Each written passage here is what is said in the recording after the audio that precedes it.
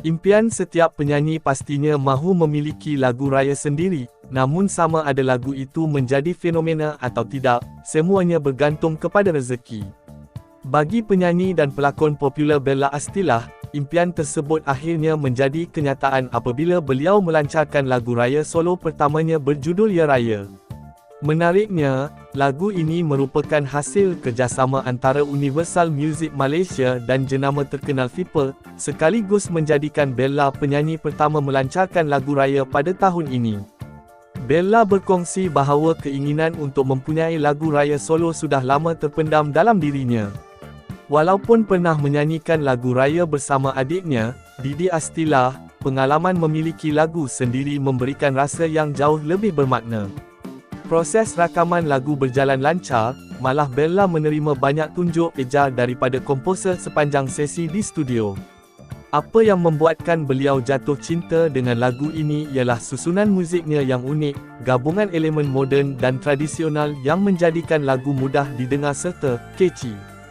Lebih istimewa, bapanya Awang Astilah turut hadir ke studio untuk memberi pendapat dan kritikan jujur. Kehadiran ayahnya itu bukan sahaja memberi semangat, malah membantu menambah baik hasil akhir lagu tersebut. Memasuki bulan Ramadan, jadual Bella dilihat semakin padat dengan pelbagai aktiviti termasuk penggambaran program, kempen baju raya, serta undangan persembahan.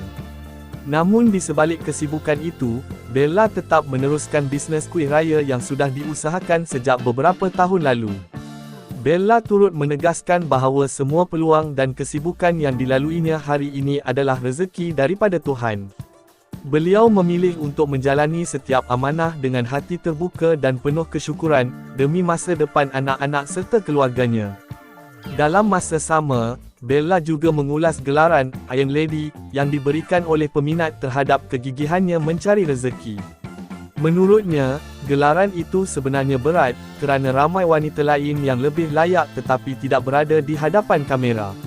Akhir kata, Bella berharap segala usaha yang dilakukan mampu memberi manfaat, kebaikan serta inspirasi kepada orang ramai, khususnya para ibu yang berjuang dalam kehidupan seharian.